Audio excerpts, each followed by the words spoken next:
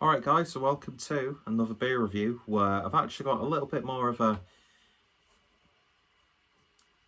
forgiving camera angle, which makes me look, slurring my words already, and I've only had one beer, makes me look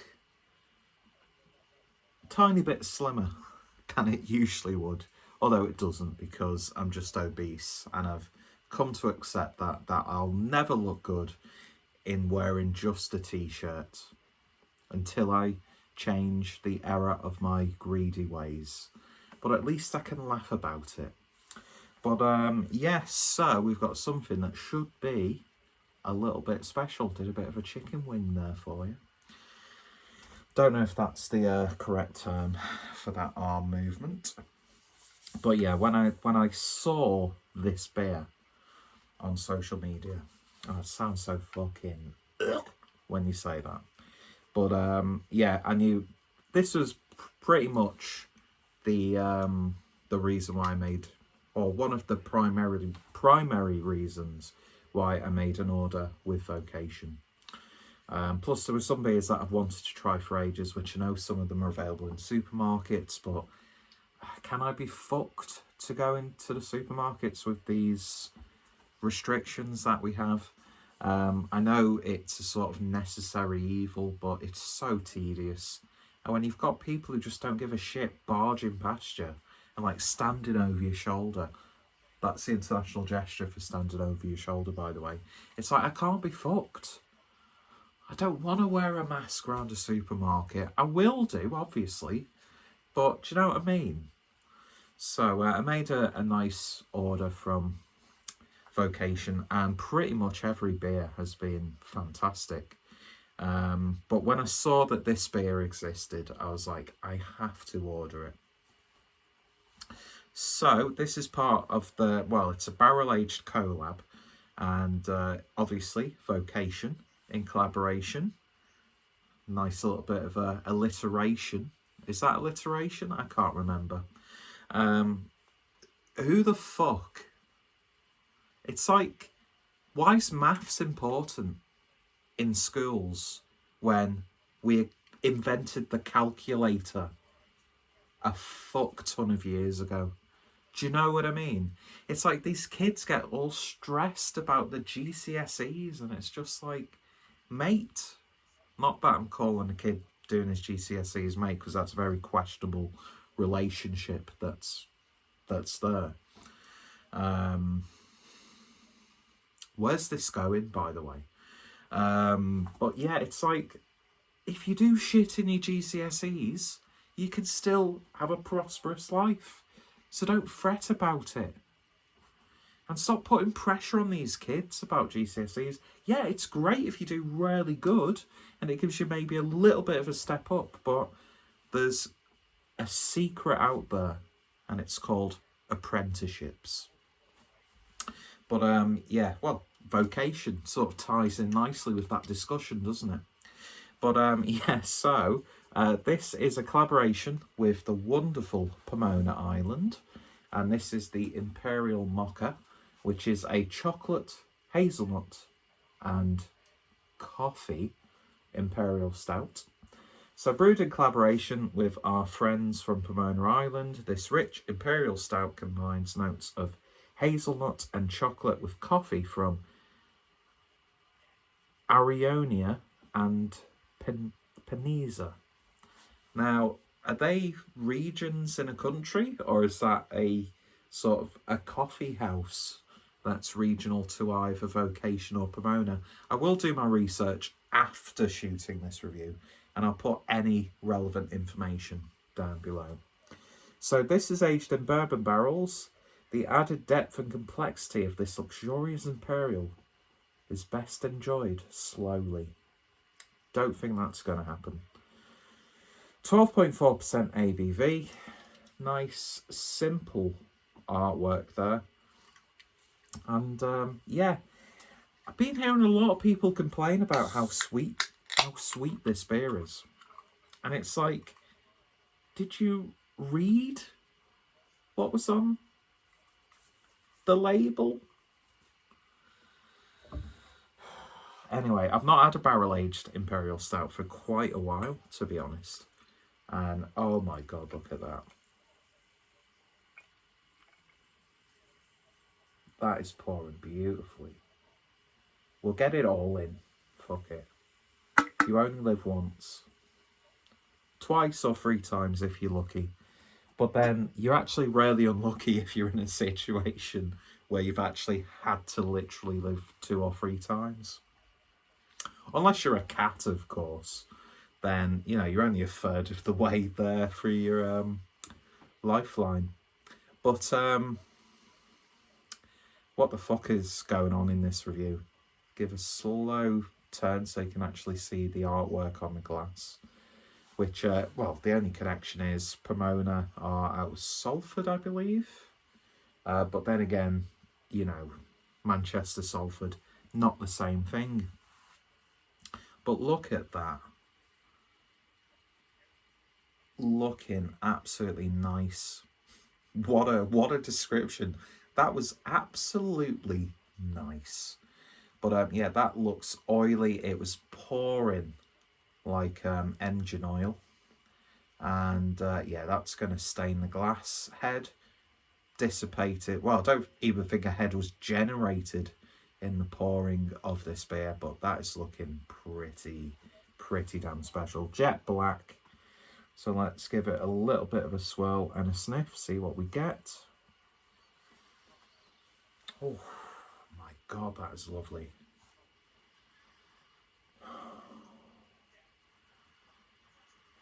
I tell you what, the coffee character in this is absolutely phenomenal.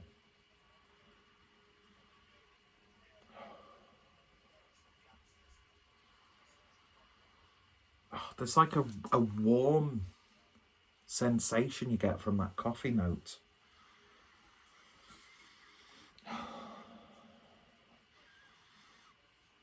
Chocolate is there. It's not a big aroma.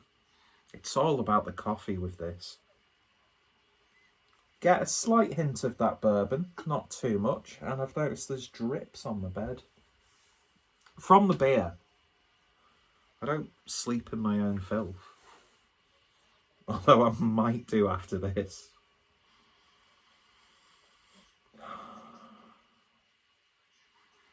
Yeah, you are getting that bourbon barrel character, but you get more of the actual, like, barrel as opposed to the remnants of the bourbon that was in the barrel.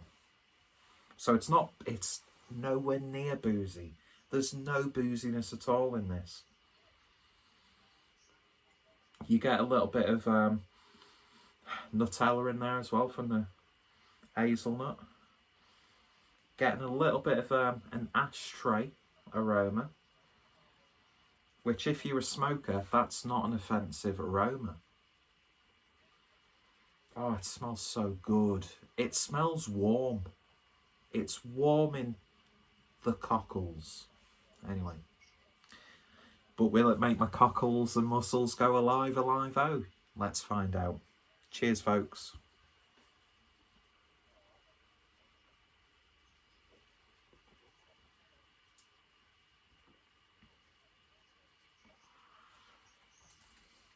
Too sweet?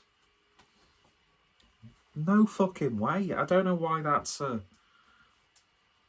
reason to diss this beer. This is fucking beautiful. Sorry, I got a little bit bad language there. I got a little bit of bad language there.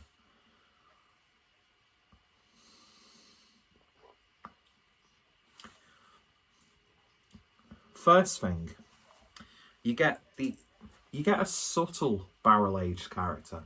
Sometimes with whiskey and bourbon barrel ages, it's going to stain this moustache because I'm, you know, pale as pale can be. Let's see someone take that out of context. Oh, that is gorgeous. That's absolutely gorgeous. But yeah, sometimes with like bourbon, whiskey, barrel-aged beers, the bourbon or whiskey can tend to take over and dominate. And sometimes with barrel-aged beers, I find it like thins down the drinking experience. It waters down. But this is just smooth as silk. It's velvety, it's oily, it's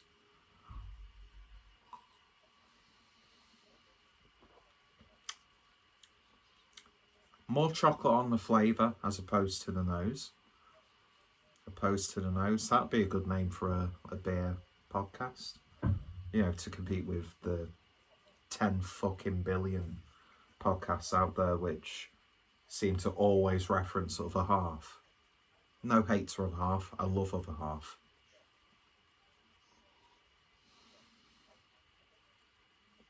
They're so soft in the mouth. Admittedly, I've not had too many barrel-aged beers this year. But, oh my god, this is just such a decadent, beautiful experience. You're getting loads of Nutella in this. Now, I'd usually say, oh, Nutella's, it's overrated.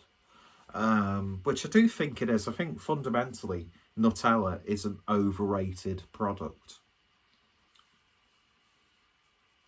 But this sort of reminds me of, like, you know, when Nutella sort of thins down slightly as it's warmed up when you've got it on, like, crepes or something like that. But it just adds so much more as opposed to just, like, spreading it on your toast, which, don't get me wrong, I'm still partial to that. I much prefer, like, a Lotus biscuit spread or like a crunchy almond spread. Oh my god. Did I really do oh my god? The coffee is there. You get a little bit more of the aromatic elements of the coffee. And it just works beautifully. It's like when you go to, like, it doesn't matter if it's a big coffee chain or if it's your favourite local artisanal coffee place. You know, when you put the syrups in a coffee. I'm getting that with this. This would be really nice, chilled down. Chilled Dando, there you go. Pomona Island, I've got a beer name for you. That's terribly, it's just so in bad taste, but what do you expect? There's no filters. Unless you talk to me in person, then I become a shy, very inward thinking person, but you get a big coffee hit on the intake. You get a little bit of that roastiness, but it's like a flavoured coffee. And then you've got the hazelnut in there, which works really nice with this. Out of the beers that I've picked up from Vocation, in that order, this is beautiful. This is what I want with a barrel-aged beer. It's just so drinkable. There's no way you can drink this slowly.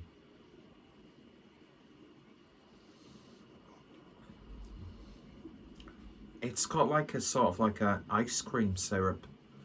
You know, you put on an ice cream. Oh my god. You could legitimately put this on a scoop of vanilla ice cream and have an absolutely wonderful treat. This is an absolute triumph. It really is. And it could be, it's very much contender for me personally for Imperial Stout of the Year. This is like Beer of the Year territory. Both breweries have done an absolutely beautiful job with this. Oh, it's so good. I did pick up a second can, which I'm sending to a very special person. By the time this video goes up, that special person will have received the beer. But I put it to you, very special person. Right now, I'm kind of wanting to keep that second can, but I won't, because I want people to experience beers like this. This is beautiful. This is genuinely beautiful. Joking aside, Vocation and Pomona have done an absolutely wonderful job with this. It's very rich. There is a strong level of sweetness. I wouldn't say it's overly sweet though. It should be a sipping beer. If you're looking for a big barrel-aged character, you're not going to get it with this, which is either a really good thing for a lot of people or a really bad thing for a lot of people. There's no harshness, there's no abrasiveness. For its ABV, for what the beer is, it's just so drinkable. Rounded, smooth, quaffable, every sort of adjective you could throw in there. And yeah, this is by far. And I really enjoyed the Hebden Lager from Vocation. But this is the best Vocation beer that I have ever had. And it's just an absolutely beautiful beer. So it's by no surprise that my enjoyment and arousal factor right now, 10 out of 10. I think this is just fantastic. It's desserty, it's chocolatey, it's just... without going to those extremes and becoming like really over the top. It's amazing how rounded yet decadent this beer is. And it's made my hands sticky where it like spilt. And it's one of those beers where it could make your hands sticky after you finished it, if you catch my drift. Keep making comments like that, and I keep reminding myself the core